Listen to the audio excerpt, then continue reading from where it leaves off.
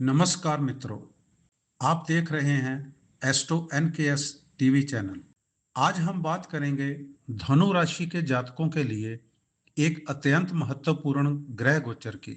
देवगुरु बृहस्पति जून 2026 से अक्टूबर 2026 के बीच कर्क राशि में स्थित रहेंगे। कर्क राशि में गुरु उच्च के माने जाते हैं, इसलिए ये गोचर कई महत्वपूर्ण बदलाव लेकर आ सकता है। धनु राशि के लिए कर्क राशि अष्टम भाव बनाती है। अष्टम भाव को आयु, गुप्त धन, अचानक लाभ, हानि, परिवर्तन, शोध, रहस्य, बीमा, विरासत तथा आध्यात्मिक उन्नति का भाव माना जाता है। इस अवधि में गुरु की पांचवी दृष्टि वृश्चिक राशि 12वें भाव में, सातवीं दृष्टि मकर राशि दूसरे भाव में और नौवीं दृष्टि मीन राशि चौथे भाव पर रहेगी। गुरु का कर्क राशि में उच्च होना। गुरु कर्क राशि में अपनी सर्वोच्च शक्ति प्राप्त करते हैं, इसलिए अष्टम भाव में होने के बावजूद गुरु कई कष्टों को कम करने का प्रयास करेंगे। इस दौरान जीवन में ऐसे परिवर्तन हो सकते हैं जो प्रारंभ में कठिन प्रतीत हों, लेकिन भविष्य में लाभदायक सिद्ध होंगे।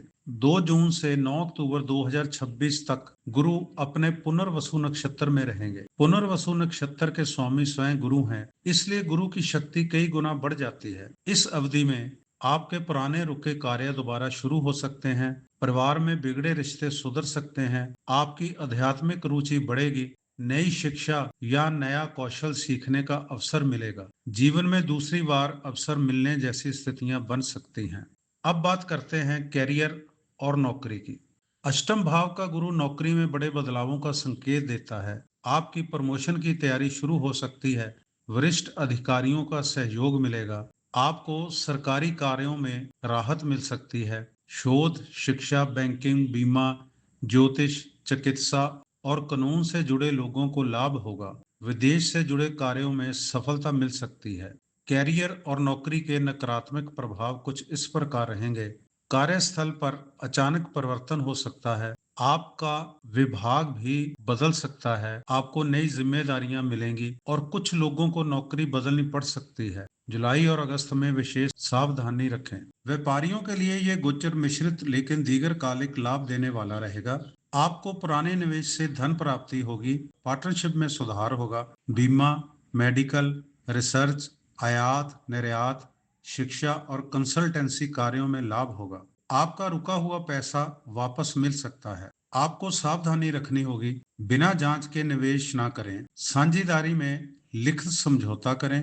अगस्त और सितंबर में बड़े जोखिम से बचें। अब बात करते हैं धन और आर्थिक स्थिति की। गुरु की सप्तम दृष्टि दूसरे भाव पर पड़ेगी। दूसरा भाव धन, बचत और परिवार का भाव है। इसमें आपको संभावित लाभ होंगे, आपकी बचत में वृद्धि होगी, पारिवारिक संपत्ति से लाभ प्राप्त होगा, रुका हुआ धन प्राप्त हो सकता है, आपके बैंक बैलेंस में सुधार होगा। आपको सावधानी रखनी होगी, आपके अचानक खर्च बढ़ सकते हैं, स्वास्थ्य संबंधी खर्च संभव हैं, वाहन या घर की मरम्मत पर खर्च हो सकता है। अब बात करते हैं परिवार और वैवाहिक जीवन की। आपके परिवार में शांति बढ़ेगी, बड़े बुजुर्गों का आशीर्वाद मिलेगा, पुराने विवाद समाप्त हो सकते हैं, परिवार के किसी सदस्य की उन्नति से प्रसन्नता होगी। अब बात करते हैं विवाह की। अविवाहित लोगों के लिए विवाह प्रस्ताव आ सकते हैं, विवाह योग्य जातकों के रिश्ते तय हो सकते हैं, विवाहित जीवन में समझदारी बढ़ेगी। आपको सावधान रहना होगा, छोटी छोटी बातों को बड़ा विवाद ना बनने दें, ससुराल पक्ष के साथ व्यवहार संतुलित रखें। अब बात करते हैं प्रेम संबंध की। आपके पुराने प्रेम संबंध पुनर्सक्रिय हो सकते हैं, प्रेम विवाह के योग मजबूत होंगे, भावनात्मक लगाव बढ़ेगा, रिश्तों में विश्वास बढ़ेगा, लेकिन अतीत की बातों को बार बार ना उठाएं, शक और संदेह से बचें।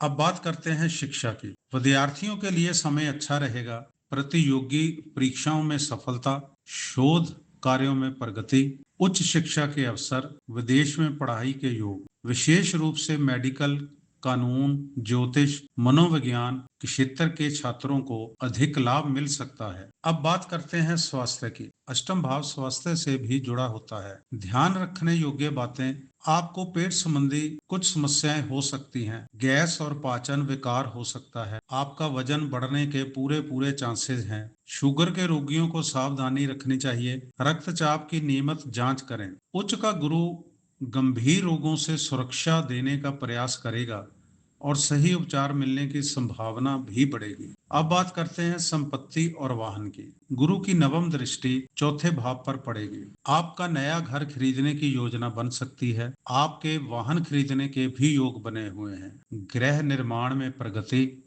माता के स्वास्थ्य में सुधार होगा, घरेलू सुखों में वृद्धि होगी। अब बात करते हैं विदेश यात्रा की। 12वें भाव पर गुरु की पंचम दृष्टि विदेश संबंधी अवसर प्रदान कर सकती है। विदेश यात्रा की संभावनाएं बन सकती हैं। आपको वीजा में स्वीकृति मिलेगी। विदेशी कंपनी से संपर्क भी हो सकता है। विदेश में नौकरी या शिक्षा के अवसर बने हुए हैं।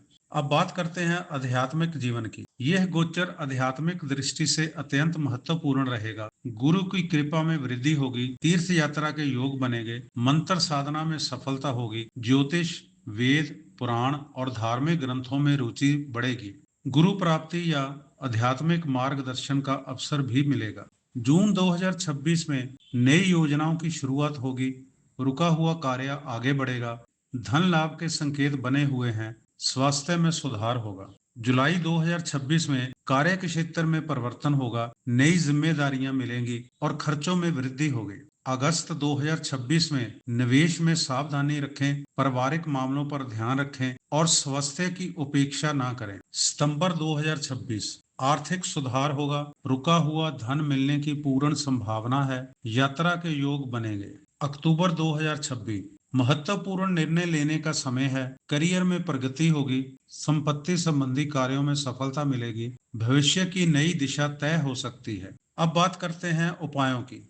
गुरुवार को पीले वस्त्र धारण करें। ओम ब्रह्म बृहस्पतये नमः मंत्र का 108 बार जप करें। केले के वृक्ष की पूजा करें। पीली दाल, हल्दी और केसर का दान करें। गुरु, संतों और बुजुर्गों का सम्मान करें।